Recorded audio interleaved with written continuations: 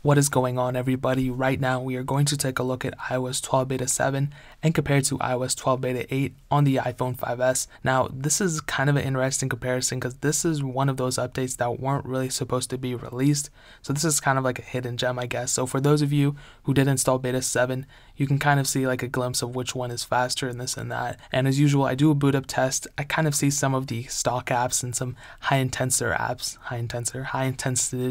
apps or whatever, guys. My English isn't good, but yeah, I just kind of see and go through those apps and see which one boots up faster, this and that. And you know what, overall I would say iOS 12 beta 8 and just the betas in general are looking to be pretty decent if you're excluding beta 7. Even with beta 7, I really didn't have too many problems with it, and from first boot up I didn't see any of the slowdown that a lot of people like came up and said and talked about. I really didn't see any of that. I'm not saying it didn't exist, but what I'm saying is that there may have existed on a lot of phones, but in my case I don't think there was. Now when I did actually boot up Apple Maps, you kind of did see from behind that dialog screen that beta 7 did boot up a little bit faster than beta 8, and I think that's pretty consistent with all the other apps too. I do think beta 7 was pretty fast and beta 8 wasn't as fast, but I don't really have a reason for it, and sometimes it does flip.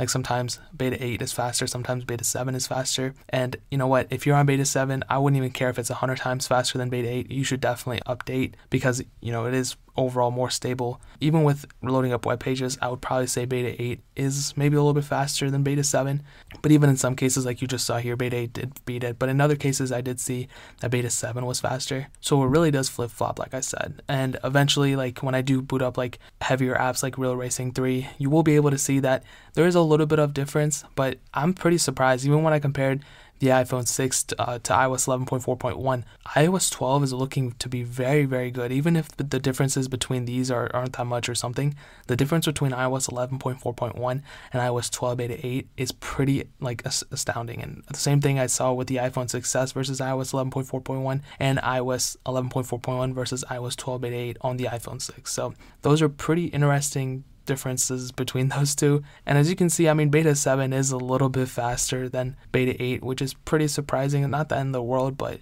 it's kind of interesting. But I do think by the time the official version of iOS 12 releases, we're going to have a pretty good version of iOS, and I think it's going to be way better than iOS 11. But the multi-core scores, and you can see them from the screen here, not that big of a difference, a little bit of a decrease here and there, but you know, some closing thoughts of this, like, I'm looking forward to iOS 12 overall. I think it's going to be a very good version of iOS.